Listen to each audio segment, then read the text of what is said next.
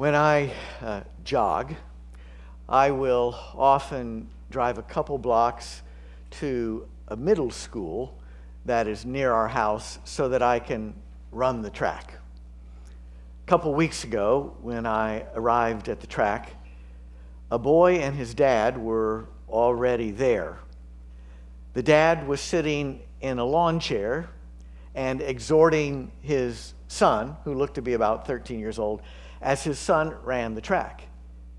Except when I arrived, the boy wasn't running the track. He was more like slow walking the track. He was halfway around. His shoulders were kind of stooped, his head down. He didn't look like he was having a very good time. I started to jog, my typical old guy slow jog. And as I'm moseying my way around the track, as I'm starting to close in on the boy, when I'm about 20 feet behind him, all of a sudden, he comes alive and breaks out in a dead sprint, runs halfway around the track. It's almost as if, as I was closing in on him, he was thinking to himself, I can't let this old guy pass me. That would be so humiliating, especially when my dad's watching. Anyway, halfway around the track, he stops again, completely winded. I just keep jogging at my slow old guy's pace. And before long, I'm closing in on him again. And when I'm about 20 feet behind him, once again, he comes alive and he breaks out into a sprint, leaving me in his dust, runs another halfway around the track. At this point, it almost feels like he's taunting me. Like he's thinking to himself, in your dreams, Grandpa, you're never going to pass me, which I take as a personal challenge, not that I'm competitive, but I think to myself, as I continue my slow, steady jog, I think to myself, watch and learn, grasshopper.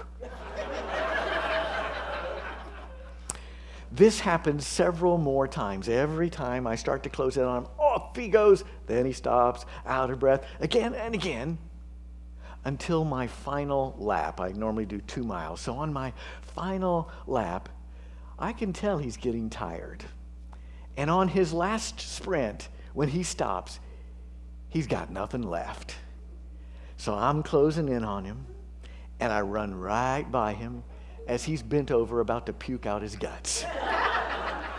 And I'm thinking to myself, yes, I am the champion. Eat my dust, kid. I didn't say it, but I did take great personal satisfaction that I won the race. Once again proving slow and steady wins the race, which, when you think about it, is one of the most important lessons in life. Most great accomplishments in life do not come quick or easy. They require endurance, persistence, what the Bible calls perseverance. And that's what Jesus wants to talk to us about today as we continue in our sermon series on the parables of Jesus. 8 critical lessons. Today, we come to critical lesson number 5.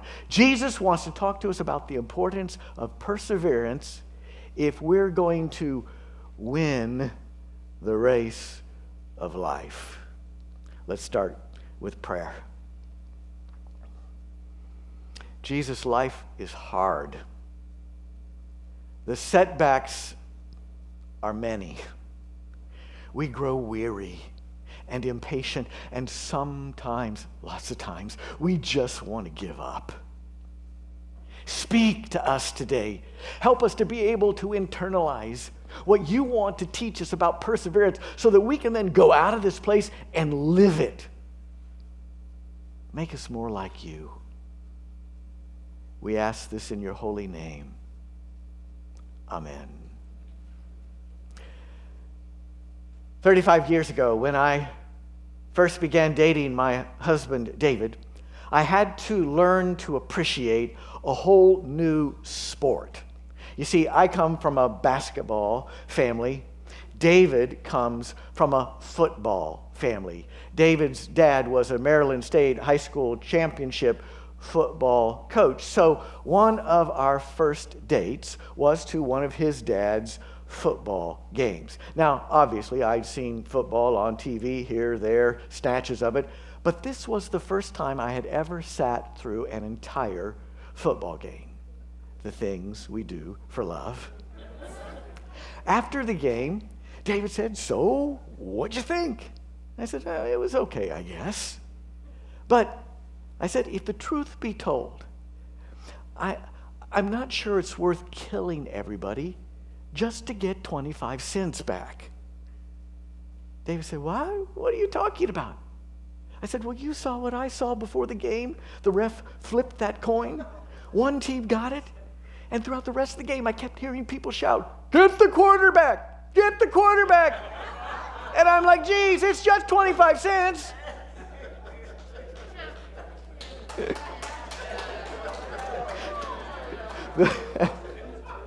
The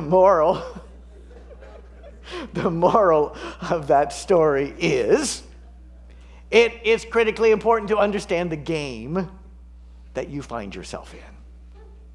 It's true of sports. It's even more true of life.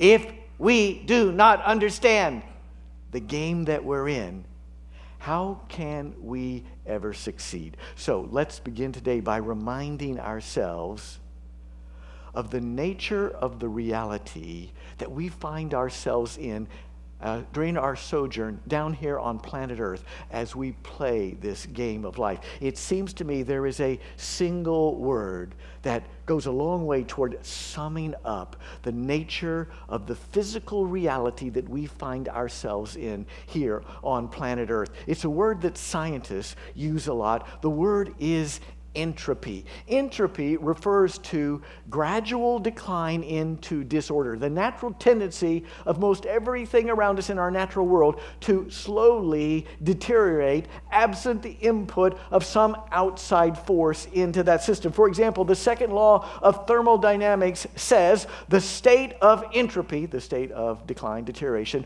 of the entire universe as an isolated system will always increase over time. To put that in normal, ordinary terms that we can all understand, it means everything in our natural world has a tendency to come apart, to disintegrate, to move from order to disorder. And that is true across the board in every aspect of life. If you neglect your home, it will quickly fall into disrepair.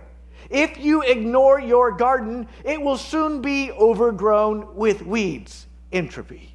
If you neglect your lawn, it will quickly become a jungle. The same is also true of these, our human bodies. If we neglect, ignore our bodies, they quickly will begin to disintegrate. Amen? It's true, this principle of entropy is true in our relationships.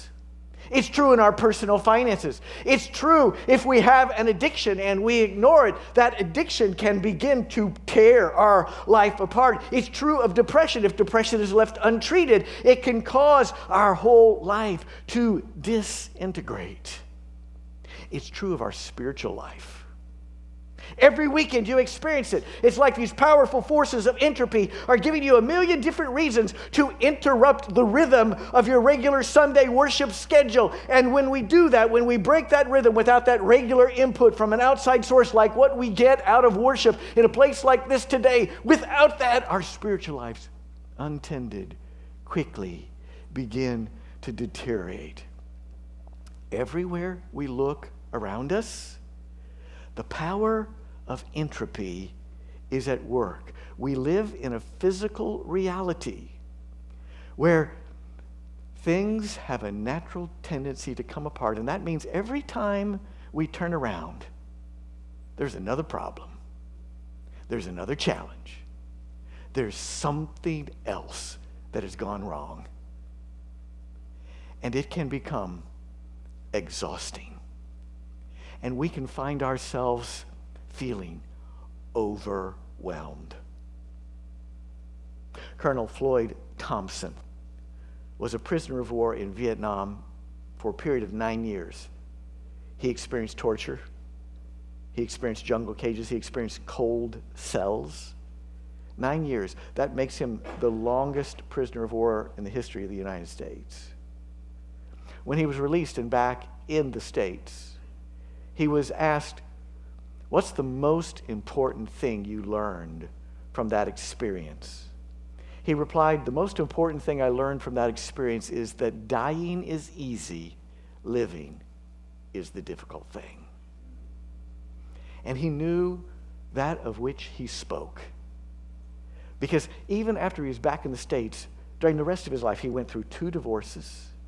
He struggled his whole life, battled his whole life with addiction and depression. And he suffered a catastrophic stroke, which left him paralyzed for 6 months and then, left him in a coma for 6 months and then partially paralyzed for the last 20 years of his life. Welcome to life as we know it. We are surrounded by a physical reality that is dominated and defined by entropy. If something can go wrong, it will. A hunter raised his rifle and was about to shoot a bear when the bear, seeing this, calmly says, "Wait. Wouldn't it be better to talk than to shoot? Tell me," the bear says, "what is it that you want? Maybe we can negotiate this." The hunter lowers his rifle and says, "Well, what I want is a fur coat." "Oh, that's good," the bear says, "and that's negotiable." And the bear says, "What I want is a full stomach. So let's sit down and see if we can negotiate a compromise." So that's what they did. And after they negotiated for a while, the bear gets up and walks away alone. The negotiations had been successful. The bear now had a full stomach, and the hunter had his fur coat. The bear ate the hunter he now had. Welcome to life as we know it. If something can go wrong, it will. We find ourselves in a physical reality where there are problems, there are challenges, there are frustrations, there is this constant disintegration, and if that's not enough, there's more. Because on top of the challenges that we face in the natural world order around us, things like entropy, on top of that, we also find ourselves facing supernatural challenges. The Bible tells us that there is a whole additional level of reality above and beyond that overlays and surrounds and suffuses our natural reality. A whole nother layer of supernatural, metaphysical, spiritual reality. For example, in the book of Daniel, in the 10th chapter, there's this fascinating story, kind of a spooky story, where the prophet Daniel is anxious to gain insight into what the future holds for his people, the Israelites. And so Daniel begins to fast and pray, asking God for insight into the future of his people. For 21 solid days, Daniel prays and fasts. When on the 21st day, as he's meditating on the banks of the Tigris River, something happens. An angel of the Lord appears to Daniel, ready to share with him insight about the future of his people Israel. But before the angel talks about the future of Daniel's people Israel, the angel says to Daniel, in effect, my loose paraphrase, hey, the angel says, I'm sorry it took me so long to get here. But on the way here, Daniel 10:13, the prince of the kingdom of Persia opposed me 21 days. So Michael, the archangel, one of the chief princes, came to help me, and I left him there with the prince of the kingdom of Persia and have come to help you understand what's to happen to your people. Are you following this? So the idea here is that on the very first day that Daniel began to pray and fast, God dispatched a heavenly angel to take him his answer. But on the way there, this heavenly angel was intercepted by a negative force, a demonic angel.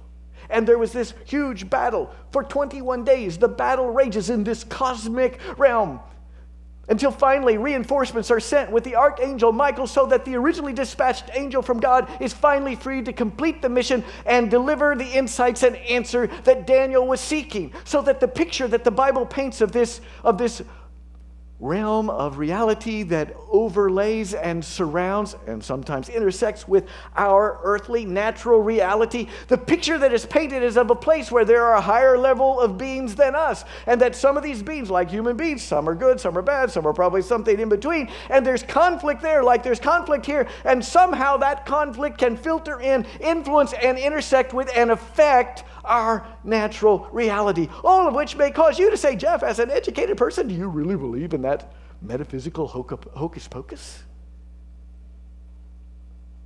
I've thought about that a lot. And my answer is, yeah, I believe it. And I'll tell you why.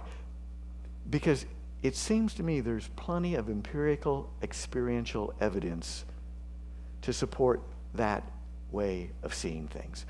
For example, true story. David Moore was on a business trip to Italy. He wrapped up his work a few days earlier than he expected, so he had a couple days left in Italy.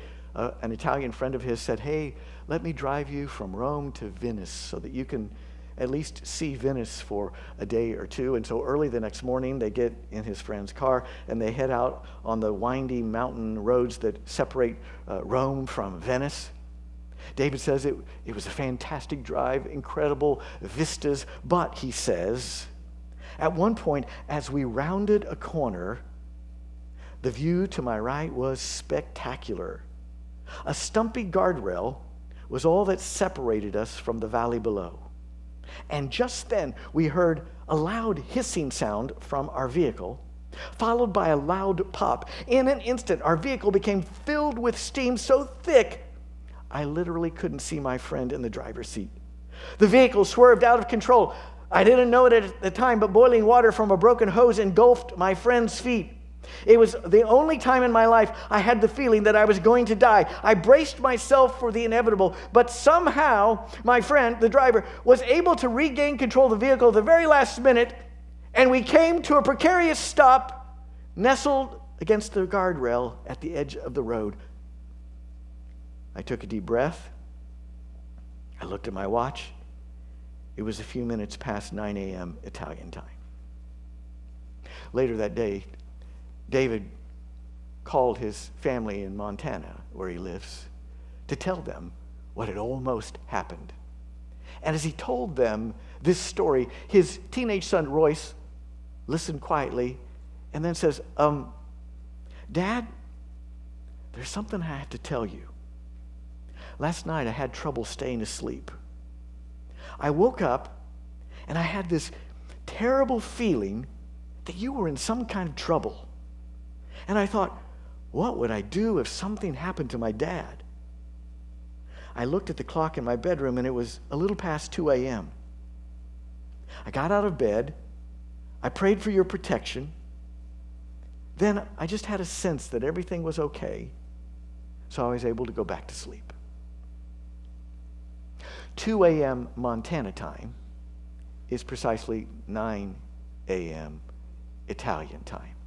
So that at the very moment his dad was in mortal danger on the other side of the earth, something somehow awakened Royce and gave him this troubled feeling that his dad was in mortal danger, and he gets out of bed and he prays, and somehow that prayer prayed in Montana has an effect on events happening halfway around the globe in Italy in just the nick of time. I tell you, sisters and brothers, there are forces, there are realities. There is a metaphysical, mystical reality that overlays, surrounds, suffuses and sometimes impacts the natural world in which we find ourselves. And the Bible tells us that part of that metaphysical reality is what we would loosely refer to as demonic angels, for lack of a better term, negative energy that can have an adverse impact on what is happening to us here in this natural realm. The Bible sums it up this way in Philippians 6:12. Our struggle here in this natural world is not just against enemies of flesh and blood, not just against natural forces like entropy, but also against the cosmic powers of this present darkness, against the spiritual forces of evil in the high places.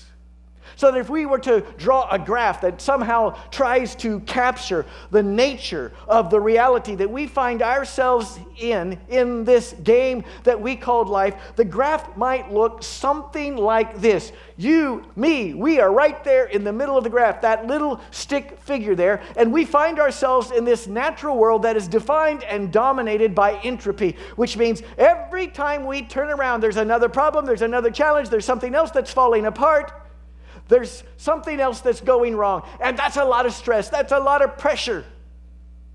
Just look at your last week and all the stuff that was happening. It's like, Lord, enough problems. If one more thing happens, I don't know what I'm going to do. But then on top of that, there's this whole additional layer of supernatural reality and the cosmic evil there that also presses against us, affects us, has powerful impact on us. And we find ourselves saying, I don't know if I can do this. I don't know if I can take it anymore. Sometimes I just want to quit. I mean, I don't know about you, but I'm just a stick in a suit.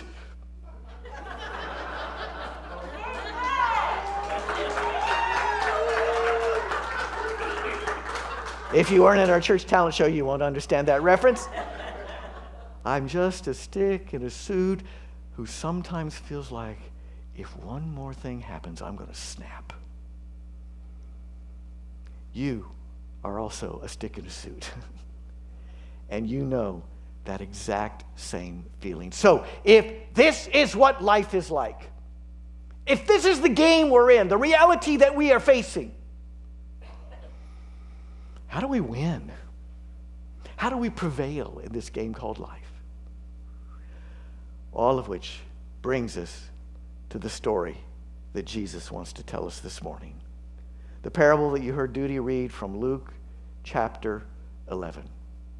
There, Jesus says, suppose you have a friend who arrives unexpectedly from a long journey, shows up at your house after midnight, and is famished, and you've got nothing to feed this unexpected friend. So what do? You go over to your neighbor's house, your friend who's your neighbor, and you start knocking on the door and saying, hey, I got a friend, unexpected friend arrived. I don't have anything to feed him. Can you give me some food? Can you give me some bread? Luke chapter 11, verse 6, friend, neighbor, lend me 3 loaves of bread, for a friend of mine has arrived, and I have nothing to set before him. And your neighbor friend says, are you crazy? It's after midnight. I'm in bed. My kids are in bed. Come back in the morning. I'll help you then. But suppose you say, no. And you keep knocking. I'm not going to take no for an answer. I'm not going to stop knocking until you give me what I want. What happens? What was that? You get shot? What kind of neighbors you got? I suppose that's an option. But that's not how Jesus tells the story. The way Jesus tells the story, your neighbor friend says, all right, already. If I get up and give you what you want, will you get out of my hair? Or, to put it as Jesus does, verse 8, I tell you, even though your neighbor friend will not get up and give you anything because he's your friend, at least because of your persistence, he will get up and give you whatever you need. Note the key word there. It's the key word in the parable. Can you pick out the key word? Yeah. Because of your persistence. You see, the guy in the story or the gal in the story needs some bread to feed a friend. Got a problem, unexpected problem. I don't need one more problem, God. But okay, I'll go to my neighbor, I'll ask for some help. And the neighbor says no. But the person in Jesus' story just keeps knocking until they get what they need. And Jesus is applying this lesson to the natural world, the natural reality that we find ourselves in the first half of the passage. In the second half of the passage, he goes on to apply that same principle to the supernatural world that surrounds us and to our prayer life, emphasizing to us that whether we're fighting against entropy and the forces of this natural world, or whether we're fighting what the Bible would call in the spiritual warfare mode, through prayer and otherwise, in both of those aspects, persistent perseverance is how you prevail in the game of life. This then is Jesus' critical life lesson number 5. There is great power in perseverance. The power to overcome the natural forces of entropy and the supernatural forces of evil. And if all of that's true, if persistent perseverance is the key to us prevailing in this earthly reality, that places a high premium on making sure we understand what Jesus means when he says, be persistently, why am I losing the word now? Perseverant. Be persistently perseverant. Jesus, when you say that, what exactly do you mean? He tells us. Because right as he ends his story, in the very next verse, in verse 9, he gives us what I would call a 3-part formula defining what it looks like operationally to live with persistent perseverance. Verse 9, Jesus said, so I say to you, ask, and it will be given you. Seek, and you will find. Knock, and the door will be open for you. 3 key words there. Ask, 1. Seek, 2. Knock, 3. It all begins with asking. What great challenge are you facing in your life right now? Ask for the help you need from God and others. There is great power in asking. Are you familiar with the name Estee Lauder? Of course. She's the founder of a huge cosmetics company. By the way, I swear by her advanced nighttime intensive repair and reset cream. What do you think keeps this face so dazzling and youthful?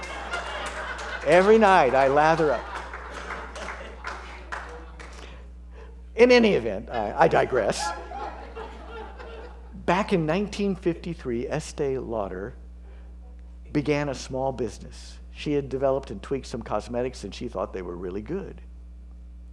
And her company quickly grew, became enormous, to the point that by the end of the 20th century, when Time magazine prepared its list of the 20 greatest genius business people in the United States in the 20th century, Estee Lauder was one of the 20.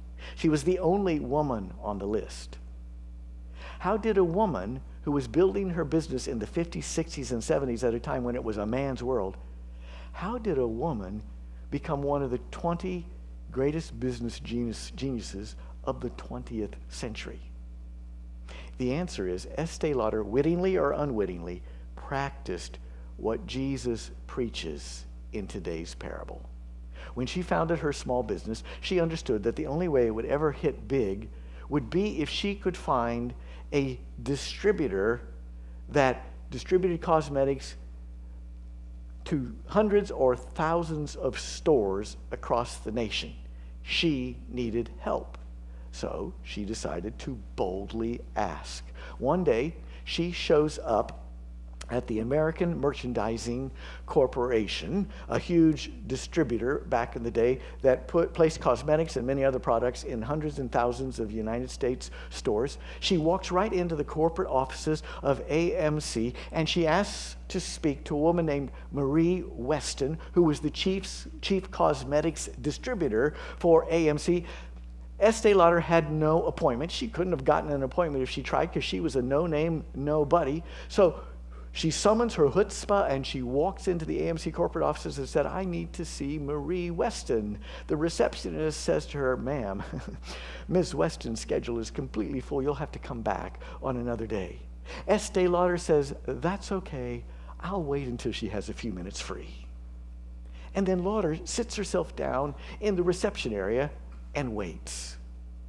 The hours pass. Salespeople go in and come out of Weston's office. It's lunchtime now. The receptionist says, "Miss Lauder, I tell you, Miss Weston's schedule is completely packed for the rest of the day. You're not going to be able to see her today." "That's all right," Estee Lauder says.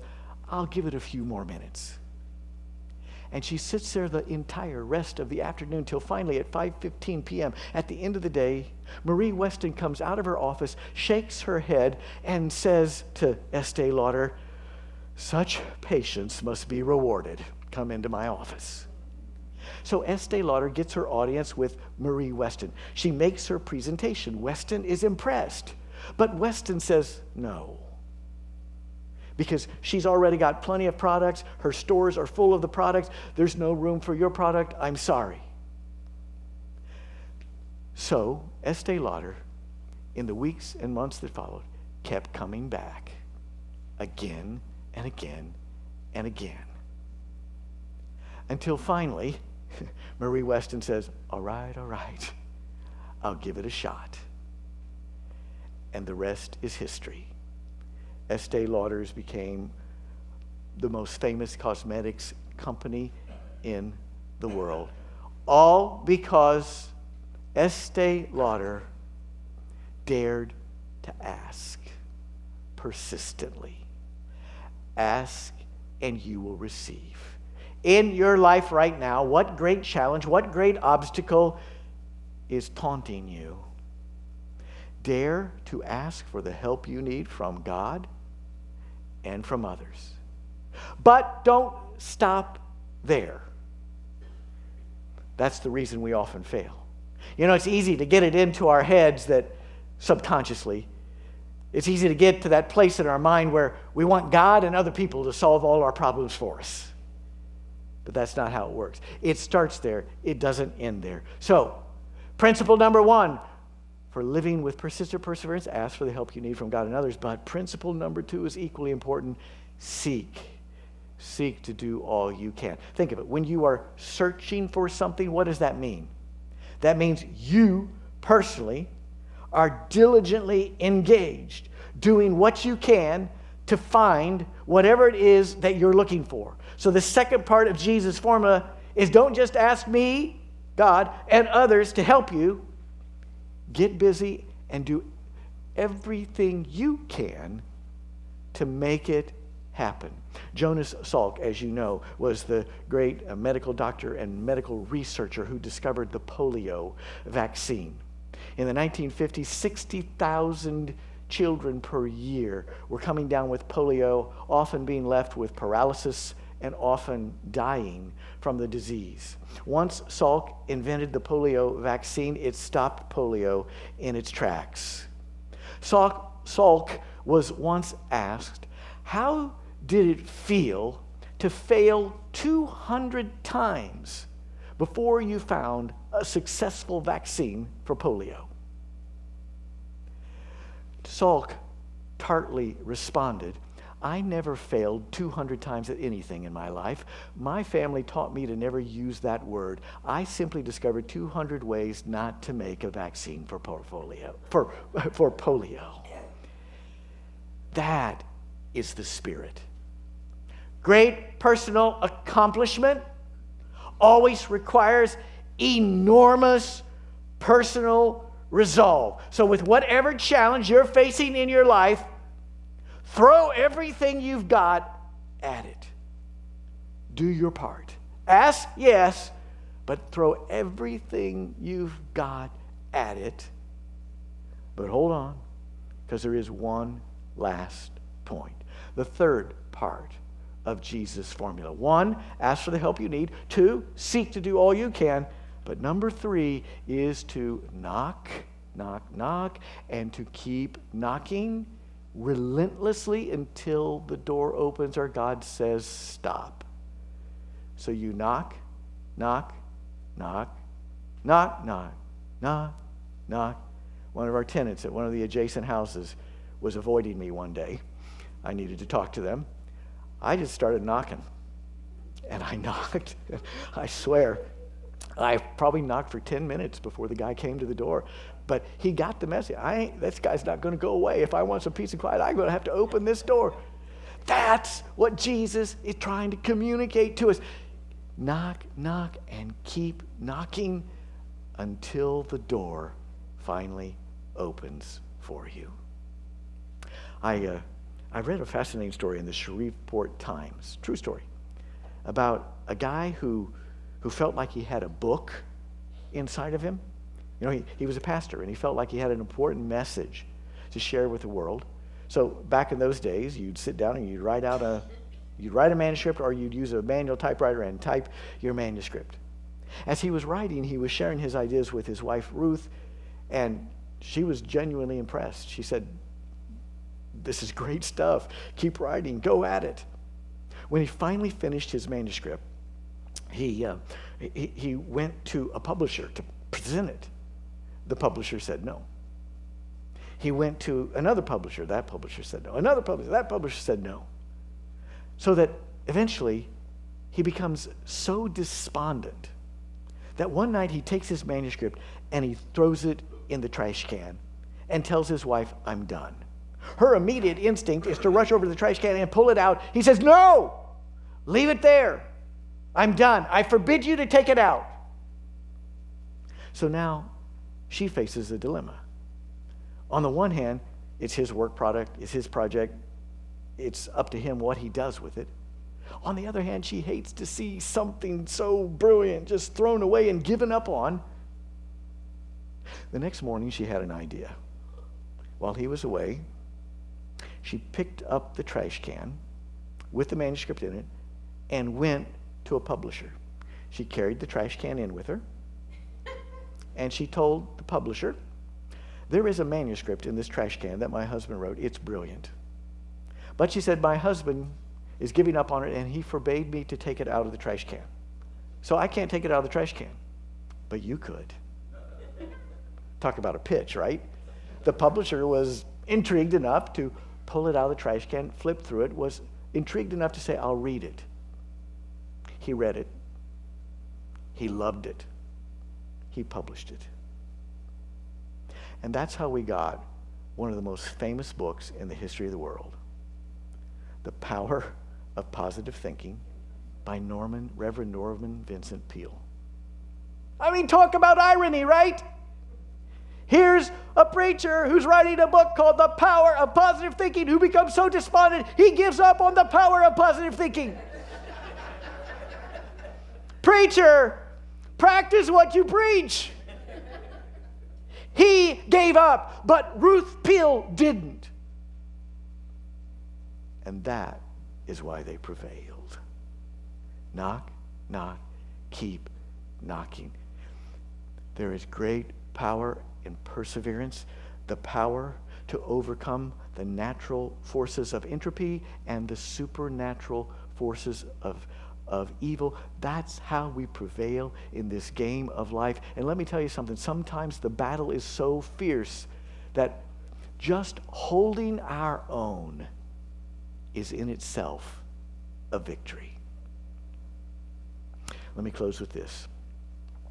It's a story recounted in the Wall Street Journal, of all places, about a young adult, that was named Thomas Dorsey.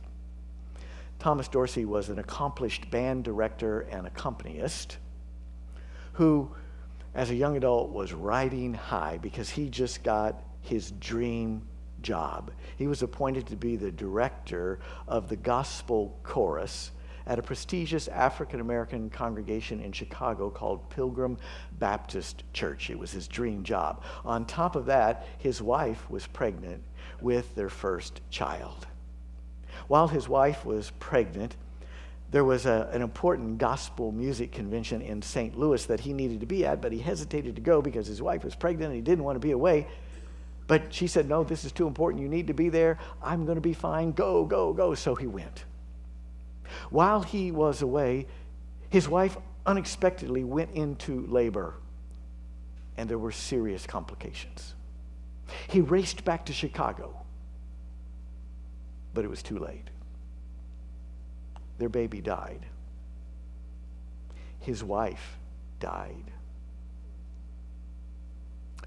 Dorsey says, I looked down that long aisle which led to the altar where my wife and baby lay in the same casket. My legs got weak. My knees wouldn't work right. And my eyes became blind with a flood of tears. Can you imagine? And in the aftermath, as his world was coming apart by the seams, he found himself questioning his own faith. He found himself feeling like he could never again write gospel music. He fell into a deep depression. A friend of his, a fellow musician, Theodore Fry, one night invited him to his home for dinner. After dinner, Dorsey sat down at Fry's grand piano and he started to play a mournful hymn, Must Jesus Bear the Cross Alone? And as he was playing and singing that hymn, it's as if something came over Dorsey. He started improvising on the hymn, changing some notes, changing the melody line, composing some new lyrics right there on the spot. His first line as he sang it for Theodore Fry, his friend, was, Blessed Lord, take my hand. Theodore Fry said, no, that's not quite right. Call him Precious Lord. That'll be better. Dorsey tried that. He loved it. And Dorsey began to sense that something special was happening. This song, which was the cry of his heart at the time, it was coming together. So he went home. He put it the rest of the way together. And then at Pilgrim Baptist Church the next Sunday, he debuted the song. The congregation sat there in awe as they were hearing what was destined to become one of America's most beloved hymns. The cry of Thomas Dorsey's heart at the lowest point in his life when he thought he was going to go under. Precious Lord, take my hand, lead me on, let me stand. I am tired, I am weak, I am worn. Through the storm, through the night, lead me on to the light. Take my hand, precious Lord, lead me home. God is with us. Whatever you are facing, no matter how great the opposition, no matter how huge the obstacle is, let's hang in there, because we don't have to fight this. We don't have to battle on our own. Ask and you will receive. God is with us. And Jesus tells us in today's passage, the power of the Holy Spirit is inside of us. God and us, we can do this. Whatever we're facing, persevere. Ask, seek, knock, knock, knock, knock, until the door opens. And that's how you prevail in the game of life.